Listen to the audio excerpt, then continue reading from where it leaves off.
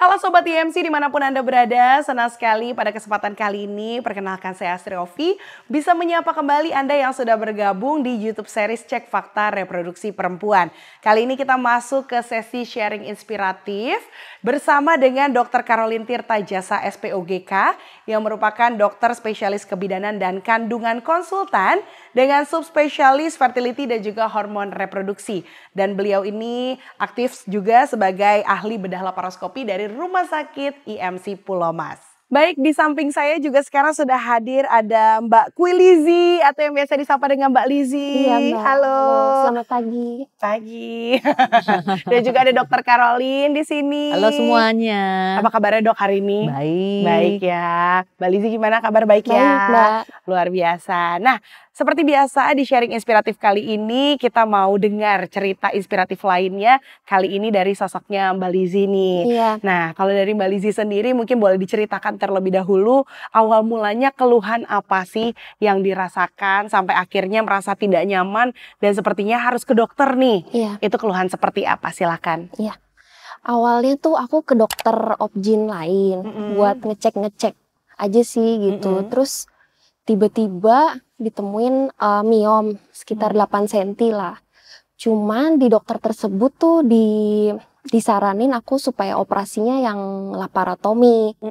Yang Jadi bedah yang biasa dibelah, ya, yang kayak sesar ya. Bedah sesar seperti itu. Terus jujur aku rada takut sih dok. Jadi beberapa hari tuh aku kayak ditunda dulu deh. Maksudnya dia kan bilang Gelisah harus ya, cepat. nggak bisa tidur ya.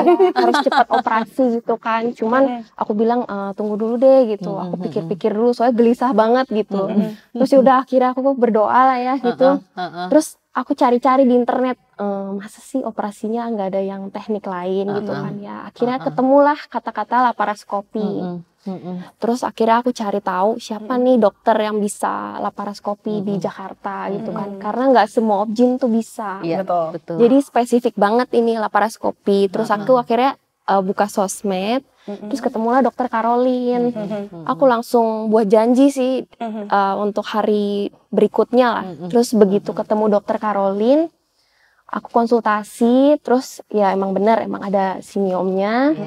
Terus sedikit lebih tenang lah, udah ketemu dokter Caroline waktu itu. Terus disaranin untuk tindakan laparoskopi. Ya udah, aku langsung oke dokter, kita langsung jadwalin aja gitu.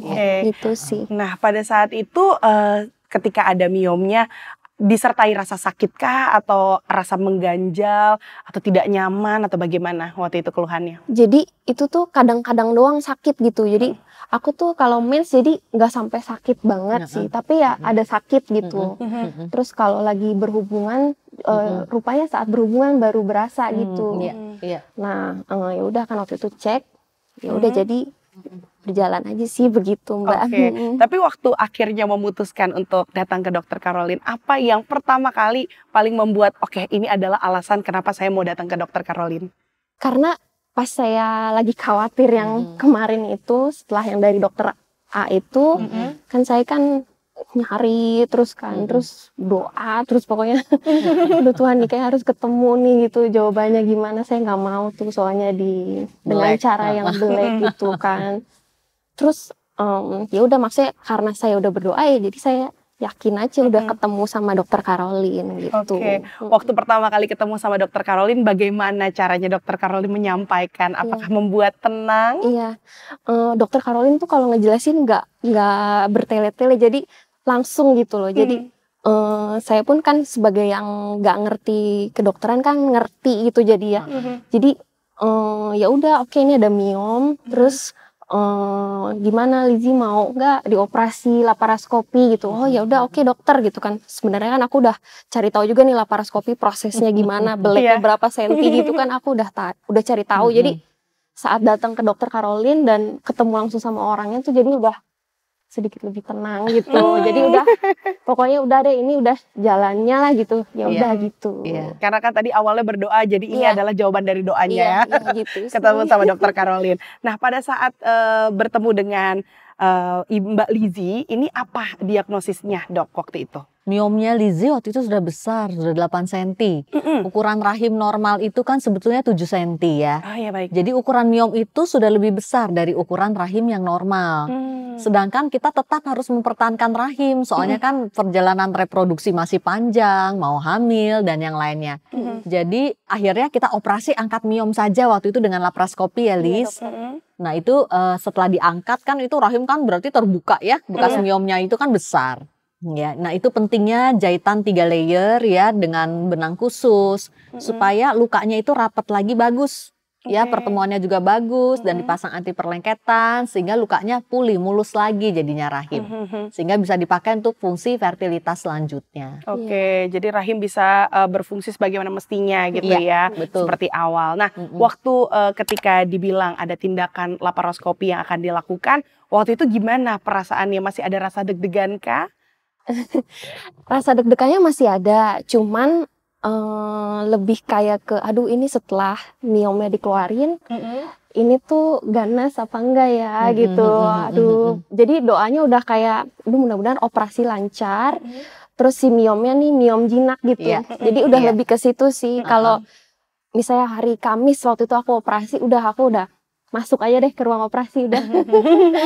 Gitu. Udah berserah ya pokoknya ya. Gitu. Oke, nah Dok mau bertanya nih sebagai awam juga. Kalau misalnya miom setelah diangkat itu akan dilakukan semacam pengecekan apakah itu? Pasti. Jadi hasil operasi kalau kita ngangkat apapun dari operasi itu pasti masuk lab patologi namanya. Patologi, nah dokter patologi potong-potong di bawah mikroskop nanti dilihat sel-selnya jinak, sel-selnya ganas. Nah biasanya hasil keluar 1 minggu dari operasi.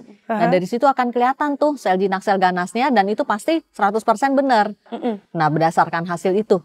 Baik, dan alhamdulillahnya waktu itu hasilnya adalah jinak ya. Jinak, nah, setelah itu ada proses lagi pengobatan selanjutnya atau sudah selesai setelah operasi? Follow up aja. Dan lebih enak kan sesudah operasi ya, Lizzy ya waktu itu ya. Gimana rasanya Lizzy waktu itu habis operasi? Pengalamannya gimana? Pengalamannya bagaimana? Dari operasi dulu deh. Pada saat setelah operasi apa yang dirasakan? Pas setelah operasi itu belum berasa apa-apa gimana ya, karena kan harus bed rest tuh sehari ya. Jadi bed rest, terus abis itu aku besoknya udah bisa jalan sih. Jadi ya tapi kan ya kitanya membatasi diri aja, jangan terlalu gerak-gerak gimana ya. Jadi seperti orang normal lagi aja sih gitu. Terus saat mens yang tadinya aku kadang-kadang sakit, terus udah nggak pernah sakit lagi sih gitu. Terus pas berhubungan juga udah nggak sakit lagi ya. Gitu ya. Jadi benar-benar kualitas hidupnya membaik sih Mbak. Jadi aku bisa promi lagi gitu kan dokter. Tujuan operasi itu selalu selalu harus diingat. Hidup harus lebih baik sesudah operasi. Nah itu target operasi itu, membuat hidup lebih baik. Oke, dan karena dokter juga bisa sekaligus ya untuk urusan reproduksi, jadi nanti bisa ke dokter Caroline lagi gitu ya. Nah step-stepnya apa lagi sih dok yang akan dipersiapkan gitu untuk menuju? Yang penting kan kita hidup sehat. Iya, hidup sehat. Nanti jika ada keluhan kontrol ulang, ya check up rutin. Perempuan itu kan pap smear, USG transvaginal itu setahun sekali biasanya dilakukan.